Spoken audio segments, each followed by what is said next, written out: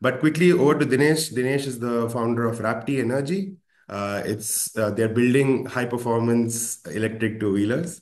His entrepreneurship journey has been around two wheelers. I'd love to understand how that happened, but this is his second two wheeler related entrepreneurship journey. So over to you, Dinesh. You have the next 10 to 15 minutes to talk about your journey and how entrepreneurship became a part of where you started off. Thank you so much, Arun. Just before I go ahead, just want to ensure if my audio is perfect. Yes, it's good. Awesome.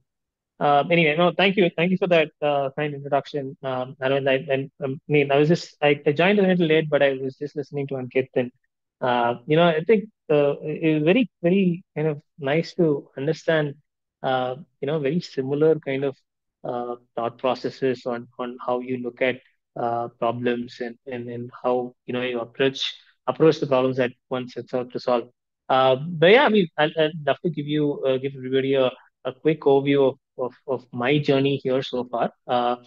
Just following I mean, I saw that there were quite a few questions for Ankit, so maybe I'll keep my introduction to 10 minutes and then 10 minutes for questions, if that's okay. So quick introduction about myself. I'm an engineer by background. I did my undergrad in production engineering here in Chennai, in Madras Institute of Technology in Crumpet. I think a lot of people here would know where that is. Uh, I did. This is my third. Raptee is my third venture. I've been into automotive retail and automotive manufacturing for quite a while now, for uh, about 11 odd years now. I've been in this right from my undergrad days. Actually, I started my entrepreneurship journey 3 months before I joined undergrad, where once I was done with my 12th grade, I started venturing out and trying to understand where I could make money, where I could fit myself in. Uh, and started in the automotive manufacturing space. Early on, I didn't have an office, I didn't have a facility. I was just going to companies, trying to understand what products were required, what type of machining or what type of processing of metal was required, and essentially got orders, gave it to other players who were already into the same processes, and essentially just getting it from somebody, getting it machined from somebody else, and then returning back, right? So that's how I started my entrepreneurship journey. Uh, Over the course of my undergrad, got to intern with a lot of different companies, work with a lot of different OEMs, and that's how I kind of ventured into automotive retail as well. Again, I started working with Royal Enfield back in 2012. Again, in 2012, Royal Enfield was still a large company, but they were operated more like a family business. It was just, that was the beginning of the, uh, you know, the, it was big, it was the time that the new classic 350s kind of came in and Royal Enfield was starting to become big. So I kind of got in and they offered me dealerships. I still run a few sales and service counters here in Chennai. Uh, Post my undergrad, I spent some time putting these two ventures on autopilot. My dad comes from an academic background, so I asked him to retire, come out and take care of my businesses. I got an opportunity to do my master's in the US. Went to the US, did my master's in industrial engineering again. I went to Purdue.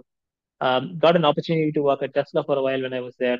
I was handling two production lines for Tesla during my short stint there, and then that's when we were kind of moonlighting Raptee, and we decided, okay, this is probably the best time to start up, make this happen, and we moved back in December of 2019. We've been full time on this for 5 years since, right? So but when we started Rapti, we conceptually started it in 2018 and we formally incorporated in 2019. The goal was to never build a motorcycle. The goal was to never build a motorcycle brand. Uh, we had one fundamental problem that we're looking at, right? In 2018, there were two large electric vehicle OEMs already in the Indian market, right? Both of them were over 10 years old each, which means there were two large OEMs who've been mass manufacturing electric two-wheelers for over a decade each. And in 2018, the penetration of electric two-wheelers was only about 0.3%. We essentially wanted to find out why electric two-wheelers weren't selling in the Indian market and what we could do about it, right? If you looked at it, in 2018, electric scooters were actually cheaper than your pedal-powered scooters. They were, I mean, now it's the other way around, but they were cheaper, and obviously they were cheaper to run. And of course, you could always say that they were better for the environment. So if it kind of ticked all the boxes for the Indian audience, why weren't electric two-wheelers selling? And that's essentially kind of how we started Rapti. And again, just to kind of uh, uh, follow on what Ankit said, the deep tech solution that we came up was a result of us trying to solve for that problem. We never intended to be a deep tech startup. We never intended to, build so much tech that we built over the last 5 years at Rapti, right? When we started, we wanted to understand, okay, there there are electric two-wheelers that are kind of solving for the utility requirement, but not really for the any automobile purchase in India is not fueled by just the utility requirement of an individual, but also it has an emotional quotient associated with it, right? When you buy a motorcycle is usually the second most expensive purchase in a household. It kind of it's a socioeconomic what do you say? It indicates the socioeconomic status of an individual who's buying the vehicle, right? It kind of talks about the lifestyle of the individual, whether a person's buying a TVS 50 or a Royal Enfield, that person kind of associates that product with their lifestyle, right? So if that is the case, how would or when would somebody who's currently looking to buy a nice motorcycle buy into an electric motorcycle? That was the problem that we set out to solve. We realized that the answer to this is that one would only buy an electric two-wheeler when they're actually convinced that the product that they want to buy is an out and out upgrade to whatever that's already there in the market. Uh, let's say for example, somebody's riding an Innova, right? Like let's move away from two-wheelers and let's get out the cars. Let's say somebody's driving an Innova today, and they say, okay, the Innova gives you about 10 kilometers to the liter.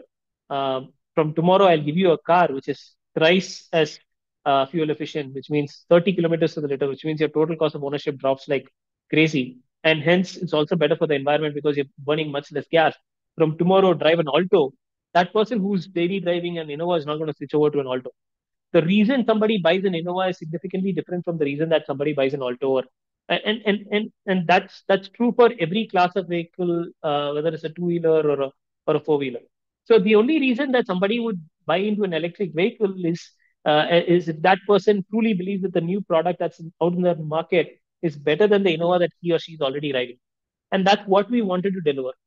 So that was the first problem. If this is the problem, then okay, why can't we come up with a simple solution? Why can't we just make fast motorcycles? Why aren't there electric motorcycles that are better than pedal powered vehicles, right? That's when we realized that the bulk of the electric two-wheeler industry, at least back then, was either CBUs, CKDs, or components being brought in off the shelf, integrated into a product, and people playing vehicle integrator roles, right? Which is there's nothing wrong with that as a business model. It just didn't make sense for the Indian consumer.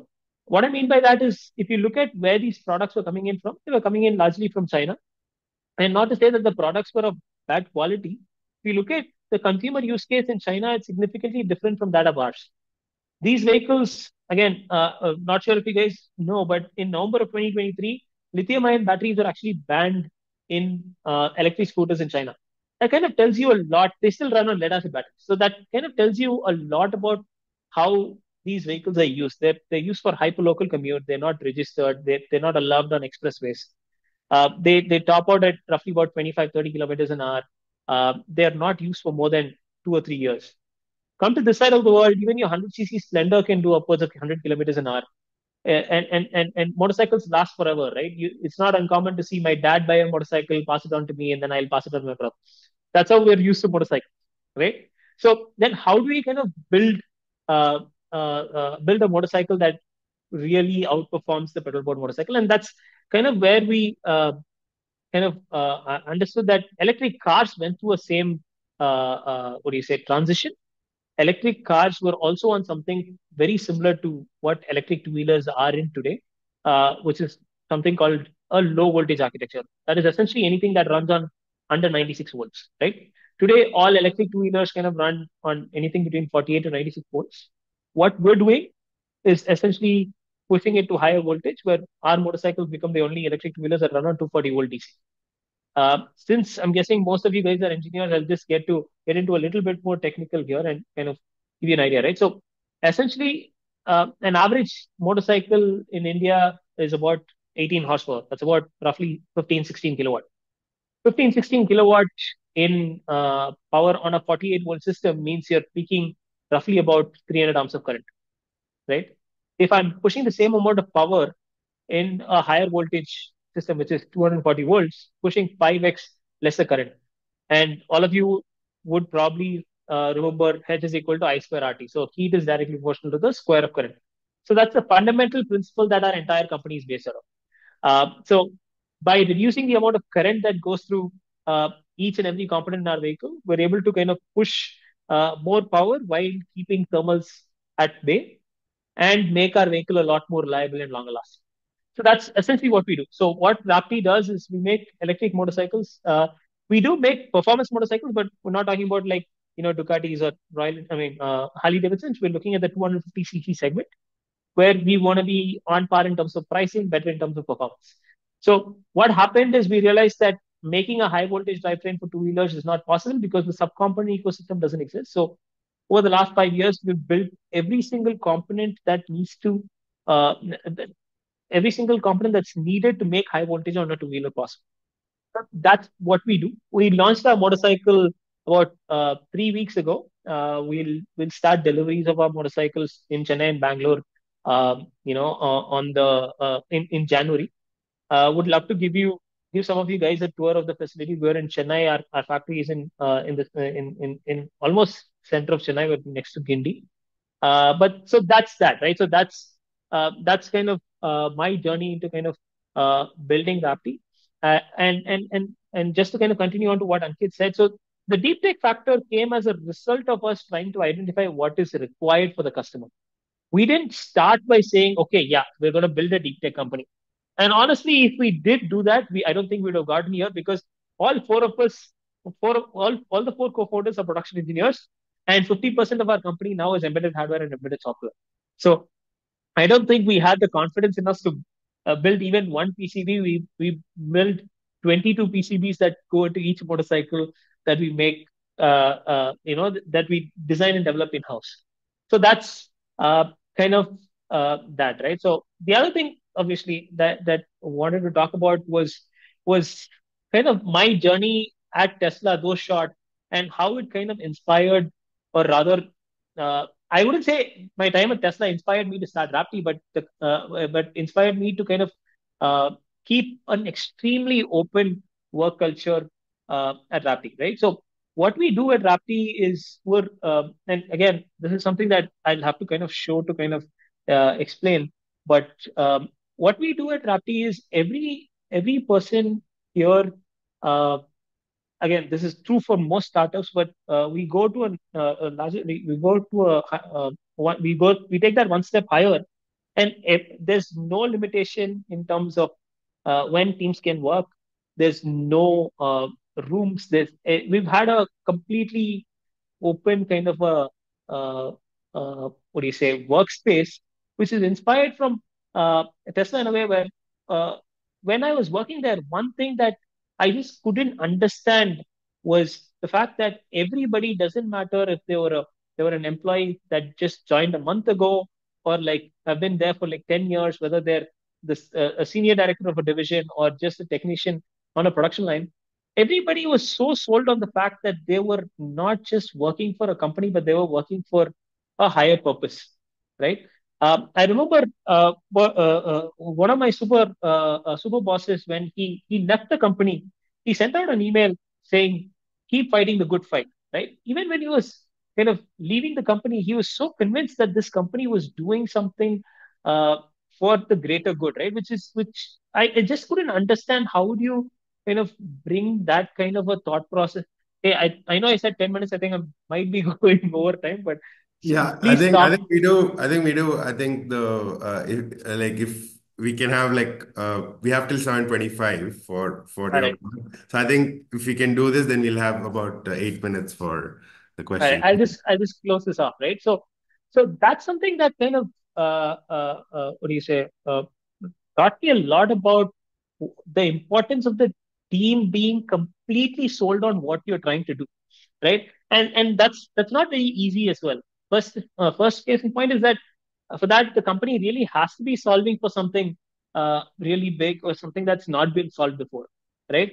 And we truly believe that's what we're doing here at Raptee. We're building a one of a kind product, and everybody here in the company, and this has helped me in a lot of places, right? Not just in terms of keeping the team together or building the product, but over the course of last 5 years, we've been through difficult phases quite a few times, right? Where we've gone close to not being able to pay rent, not being able to pay salary. And these are times when, when people come in and say, okay, uh, boss, it's okay. Just let me know when you'll not be able to pay salary.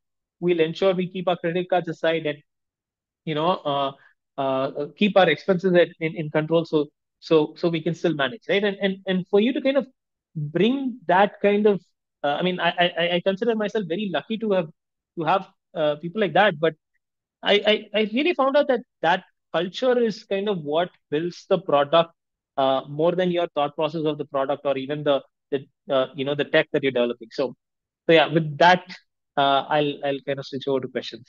Yes. So the process is the same. If you want to ask a question, raise your hand up. We have about 5 minutes for questions, or maybe one or two questions that we can dive into. Tuesha, please unmute yourself and ask your question. Hello, I'm a student here at IIT Madras, second year student in mechanical engineering. And I personally have often been very confused with um, three parts: our sacred duty as a student in learning, my entrepreneurial spirit that wants to start up anytime, and um, the industrial part, which was just covered by um, about how we can how the best arena and playground to learn or to find problems and get to know our customers is through getting experience in the industry. So these three parts, how does one being a student juggle all of that? Since you started up in your college time and in your student life, how do we balance that? Sure. No, I don't think there's a what do you say, one like straightforward answer to that, Tuisha. I think obviously everybody's circumstances are different. But again, for me, I think through undergrad and postgrad, my focus was very clear, right? I knew at heart I was an engineer. I was one of the guys who was very clear. I think even in sixth grade, if you had asked me, I would say, yes, I'm going to join engineering. I want to do this.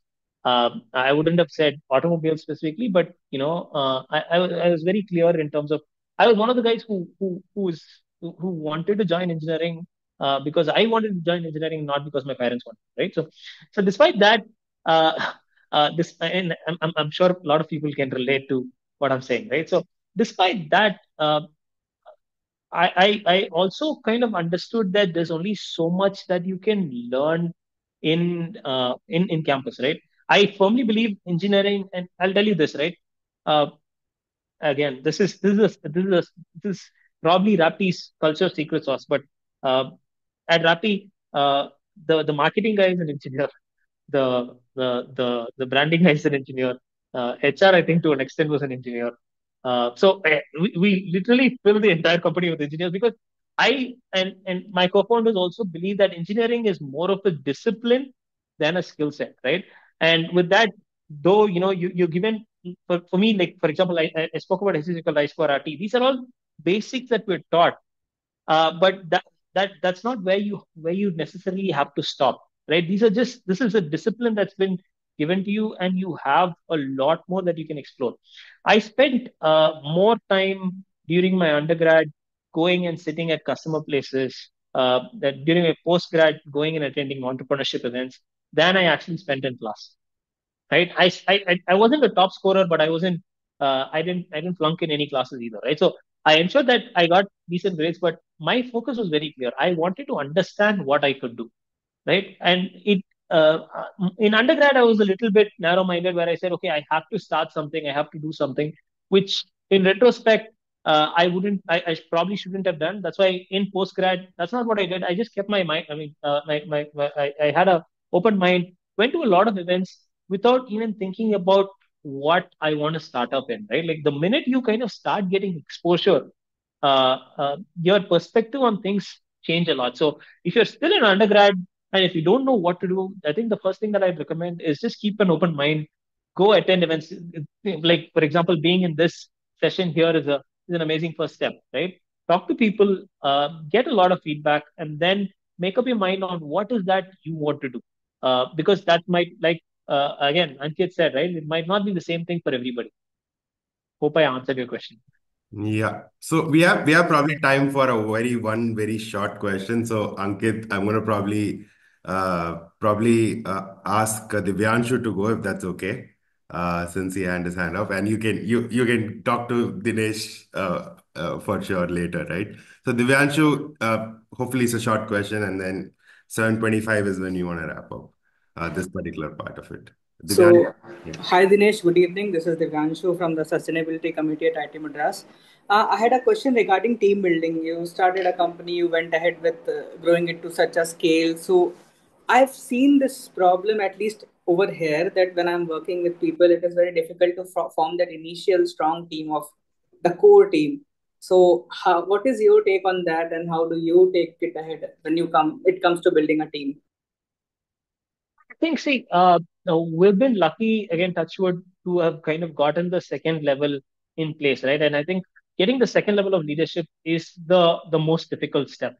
Once that's there, and there's about 20 odd guys reporting to you, or reporting to you in multiple levels, who are already sold on the culture that you want to retain. After that, I've seen that it becomes an automatic filter, right? I saw this at Tesla, and I'm seeing it here at Raptee again. Uh, uh, with like all gratitude to everybody who's kind of contributed to our company. We have a certain way of working.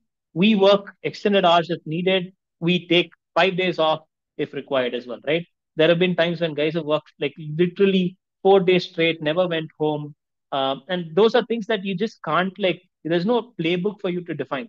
But once that 20 people is set, it becomes an automatic filter. If people align with your strategy, they stay. If not, they leave within a year, and that's fine, right? It's an automatic filter that's in place. But now, how do you build that first 20 people? There's no right way. But there's. I mean, I still don't have an answer. I'll tell you how we built it. We built it because we didn't have money to pay, and we had people who were ready to kind of work with us without getting paid for like 7 8 months, who were really passionate about the product, and then they got sold on the idea. We got lucky that we got that 20 people in a period of about 18 months. It's very difficult sometimes to even get one person who's ready to work for you for like 18 months without getting paid. So a lot of things that happened at Rappi I attribute to us not having cash in the bank, which in retrospect has been a blessing in disguise for a lot of reasons, one of which is culture.